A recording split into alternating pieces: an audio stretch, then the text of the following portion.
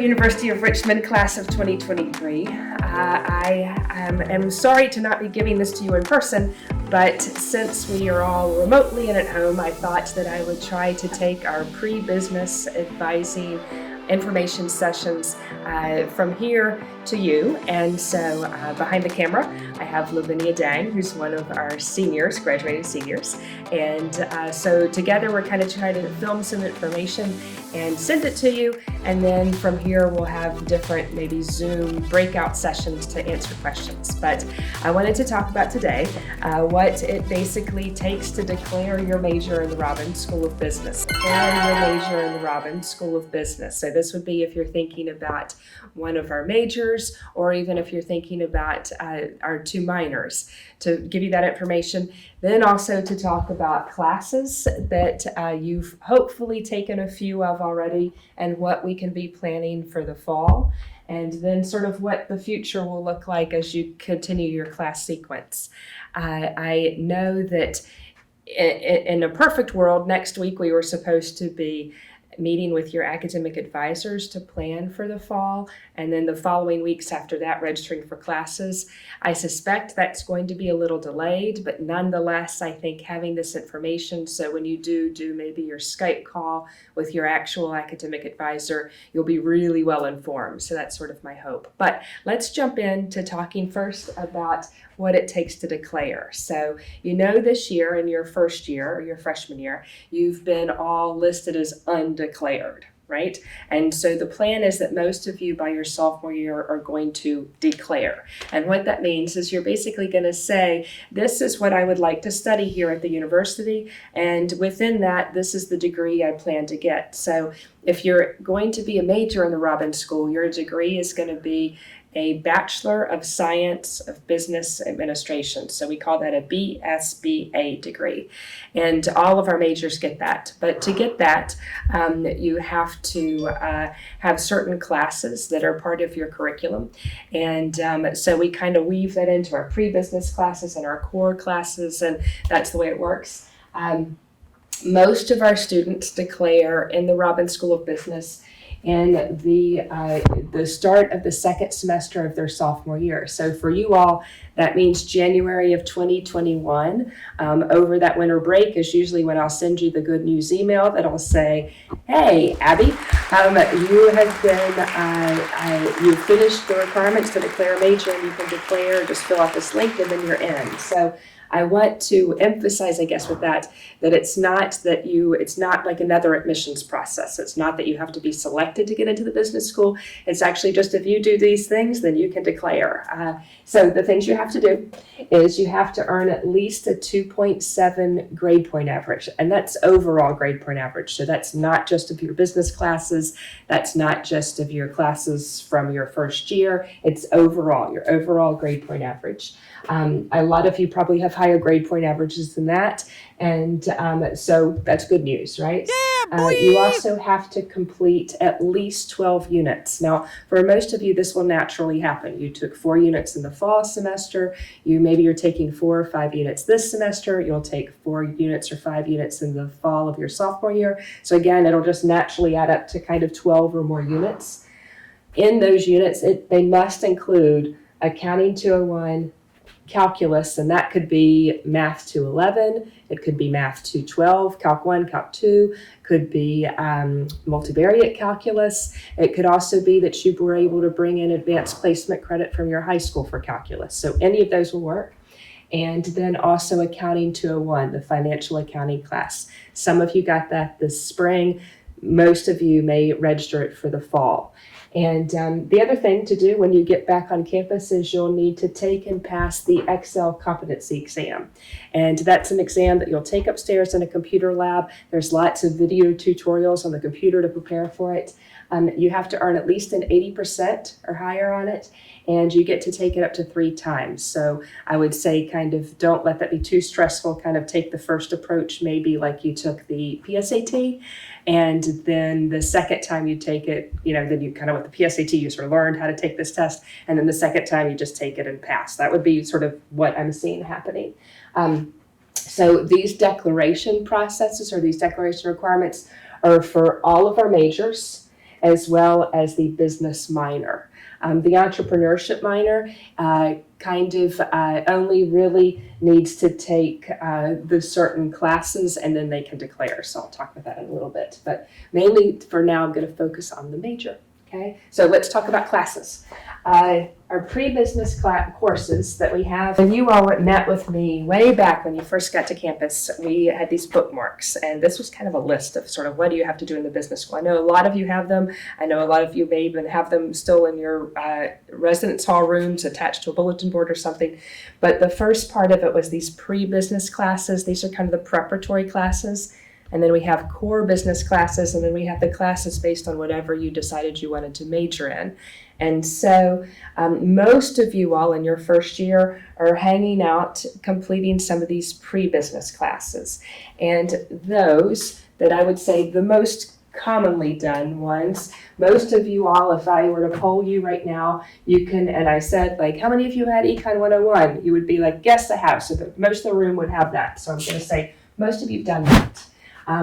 Then I'd say, how many of you have managed this year to get calculus done? Most of you would be saying, yes, I've done that. Great. Okay. Some of you this current semester, this spring, have gone on to Econ 102, which is macroeconomics. This one's microeconomics. This is macroeconomics. Most of you done that. Great. If not, plan that for the fall. Okay. Some of you already got Accounting 201 done, financial accounting. Great. If not, plan that for the fall, okay? And then this one, I'll tell you, it's usually your friends, you've heard them talking about it, and they call it BStats. That's business statistics. If you haven't gotten that this spring, plan that for the fall, okay? So those are kind of your sort of starter ones. And then the other two classes that we have that are part of our pre-business curriculum are BUAD 205, and that one's the one your friends, probably you've heard them calling it BCom. BCom stands for Business Communications. I have a 0.5 right there beside it because it only meets once a week, and so it's a half unit class. The others are all full 1 unit classes. And then this last one is Managerial Accounting. You have to take that after you take Financial Accounting, but here's something to know. If you're thinking about an accounting major, I'll put on here, not for accounting majors. Okay, because you all will take, accounting majors will take a different class, but that would be kind of typically what to do. Now, what's these guys, the ones that I kind of put above the line, those are your important ones because they're very foundational, in most cases prerequisites for the core classes. So let's, if we can, go ahead and talk about the core classes. Our core classes are the ones that really make us be what you would call the Bachelor of Science of Business Administration, so the BSBA, that's kind of patterned off an MBA. It gives everybody kind of a good foundation. And I say that why that's important is because, when you head out from here into the business world, you're going to be in meetings with accountants and with marketing experts and with finance experts and with economic analysts. And so to have had a range of these subjects actually in that room makes you more prepared to be in a team environment with them. So what we typically say is that usually you land your first job based on probably what your major is or what your concentration is, but you get your first promotion based on how much you've been able to interact and know about these foundational topics. So kind of that's why it's important that you're going to take these. So let's talk about the core courses. Once you've finished sort of your these top pre-classes, then you're ready to hop into these. I would say, if you notice, I kind of didn't put them in alphabetical order and I didn't put them in numeric order to emphasize that this is where you sort of begin to tailor your choices to what interests you most. So let's say what interests you most is really the people side of business. What that might suggest is the first class you might want to take is this class, Management 330, which is called Organizational Behavior. And that's, as you can figure from a word like organizational behavior, how do people within an organizational function? How do you create teams? How do you promote? How do you do employee benefits, sort of the human resources side? What are some of the contract legal obligations within people in business? So that would be that one if that interests you. On the other hand, if you are really interested in the stock market, Wall Street, probably the first class you're going to be excited to jump into is Finance 360, which is Principles of Finance. So that's the first class you have to take to go on in a finance concentration. And that might be the one you take. On the other hand, if you like the way that things are delivered, things are messaged out, if sales interest you, you're probably going to be excited to get into our first class in marketing. So this is Marketing 320, Principles of Marketing.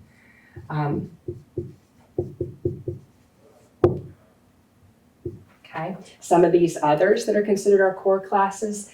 This class, if you're thinking about a business analytics concentration, would be a good one for you to pick. This one's IT and data analytics. Okay, to take that, you have to, of course, have had BStats, accounting, these classes, but just so you know, that's a good one to maybe get. This next one, if you're one of those people who thinks that Amazon is a really cool company, you would like this one. It's Management 340 is operations management. And I say that talks about things like supply chain, how do you import, export, how do you make just the business kind of work, the process side of business. These next two down here with the 0.5s, they're because they can work together, or you can put them in separate semesters, that's up to you. But they, like the BCom, only meet once a week. This first one, 394, and I put them out of order to suggest you could take them when you'd like, is business ethics. So I'm going to put B ethics. Whereas this one, the 393, is business law. Okay, you can take them again, take them together, or in separate semesters. And the last class I intentionally put in a different color. And if you notice, it starts with the number 4. All of those started with 3s. The number 4, that's to indicate that that class is to be saved for your senior year.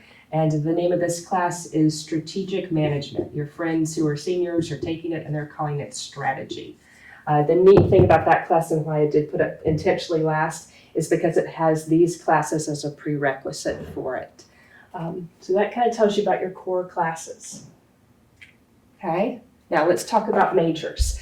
In the business school, we have 3 majors: accounting, economics, business, and business administration. A lot of your friends may be walking around saying, I'm a marketing major or I'm a finance major. And technically they are, but that's actually their concentration. Okay, so if you're a business administration major, you have to choose a concentration. If you're an accounting major and an economics business major, you're welcome to choose one if you like, but you don't have to. You can just be one of those majors, okay? So let's talk about those. An accounting major is a very strong major for us in the business school. We have very high pass rates on the CPA. And you probably have heard of a lot of the companies that are very excited to hire our students. EY, PwC, Deloitte, some of those accounting type firms really want our students. So that's if you're one of those people who you are by nature very organized, you kind of like having things either yes or no answers, right and wrong. You kind of are analytical by nature, good at picking out where there might be patterns that aren't patterning up, then that might be a great major for you, accounting. If that were the case, after you finished Accounting 201, I would encourage you to go ahead and think about going on to Accounting 301, which is Intermediate Financial Accounting, as your next step. Okay. Economics business, if you liked Econ 101 and you liked Econ 102, you might be playing with the idea of being an Econ major. Econ major at the University of Richmond has a lot of choices. You can be an Econ major in arts and sciences, and then you wouldn't have to take the core classes. You can be an econ major in the business school, and then you take all of these plus your econ classes. Or you can even do a variation of math econ, which is half math classes, half economics classes, or even the major called PPEL, which is politics, philosophy, economics, and law, which gives you a little bit of econ. The only econ major that's in the business school is econ business, so that's what I'm going to talk about.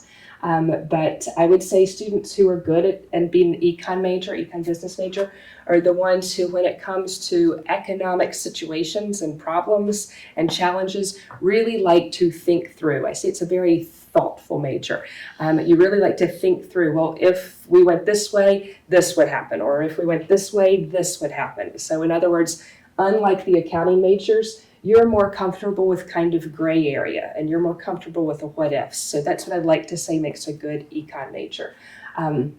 My suggestion to you, if you're thinking about being an econ major, after Econ 102 and 101 and 102, would be to hop into Econ 271, which is micro theory.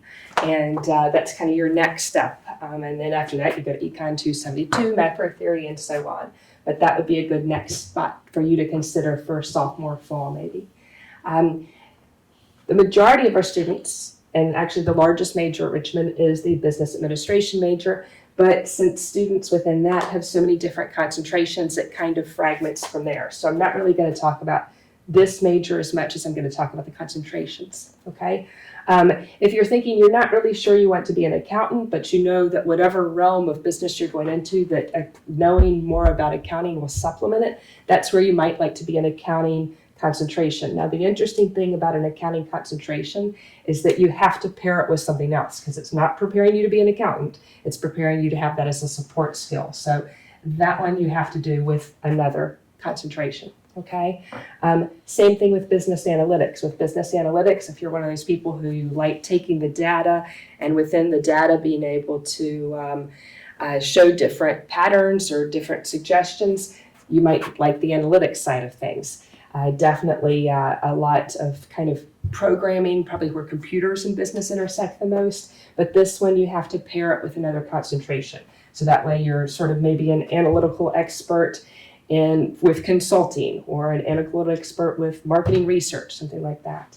Econ, again, if you just like econ, but you know you want to kind of go into more of a general business realm, that might be where you'd pick the econ concentration.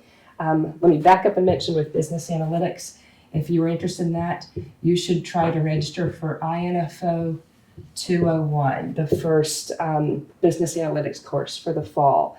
Accounting, you could consider going ahead and doing the same one as the major, the Accounting 301. If you're thinking about econ, kind of again, the same one as the major, the Econ 271. Finance, that's the one that if you're thinking, like we said, if you like the market to see, how stocks, bonds, how that influences our world of business, then you're definitely going to want to hop into Finance 360 as soon as you can. So maybe consider that for the fall. If you finished the first 4 classes, you can do that. So Finance 360. Okay. International business, I tend to think those are our students who are best. Their mindset is just about everything is very global, with the impact of where we are right now that I'm giving you this on camera. It's had global repercussions. If you are very much more interested in what's happening in America, more interested in what's happening worldwide with it, that might be absolutely the perfect concentration for you.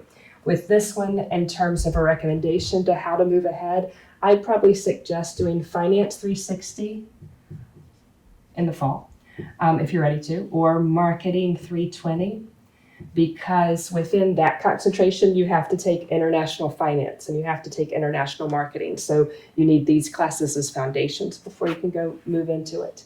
If you're one of those people who you are kind of, you solve your friends' problems, right? They say, like, they come to you and this is what's going on, and you all of a sudden can come up with good solutions for them. Consulting may be a good career for you. So you might be good at helping people figure out their problems. That's what consultants go into companies and do. I would say for that, I think probably a good first class for you to hop into might be one of these 3, one of the 3 management classes. So I'll put one of those, I'll put one of the management ones. And you could choose which one maybe interests you the most. Management entrepreneurship, what I say about that is you're the kind of person who you come up with about probably a new idea every hour. So in your day, you're always thinking of new things to do. That's going to be entrepreneurship. And what I would suggest for that is you might be ready to hop into the first entrepreneurship class if you've done, or marketing, I'll say that. The marketing might be a good one for you to hop into. Or management 347 is the first entrepreneurship class. And that's honestly just called Innovation and Entrepreneurship. And then the last concentration that I list, and not just alphabetically is how I did them, is marketing. If you, like I said, if you like the messaging side of things, we kind of can do market research, sort of more the sales, public relations side, or brand marketing, where we're kind of coming up with concepts and rollouts of marketing. That's a great concentration. And the first one you should definitely get is that Marketing 320. Once you've done Marketing 320, then you can go ahead and finish and start into the concentration with marketing. So that's kind of sort of the sequence of pre-business classes to core classes to majors. Once you get into your core classes, you'll begin to combine them with your major classes. So this kind of floats together for your sophomore, spring, and junior and senior year. And let's take a quick second to talk about minors. We have a business minor or an entrepreneurship minor. The dot for the business minor I put over there kind of on the classes you need. The business minor is actually 10 classes, so it's a kind of big minor. Whereas the entrepreneurship minor I put over here with the smiley faces, it's 6 classes. So it's the 3 classes, Econ 101, Accounting 201, Marketing 320, and then the 3 management entrepreneurship classes that are within that concentration. Those are the 6 classes an entrepreneurship minor takes. But usually what I'd say, where you are at this point in freshman spring, right? At this point in freshman spring, your main focus should be, where am I within these pre-business classes, and am I placing myself well to go on with the core classes? You should not be stressed out by what concentration am I choosing, or what major am I choosing, or what combination am I doing with minors and majors. And don't let any of that stress you out. Right now, we're kind of working through this way. As you return in the fall, we'll have departmental meetings where you can meet professors from all of these departments, ask them questions, find out about career paths within that. I think that'll be fun for you. And mainly, I would say, if you find yourself this summer having time, if you find yourself this spring having time, you might wish to look on our website at the Excel competency. We have workshops, we have videos related to that. So kind of get your skills up in that area. That would be a great thing to do.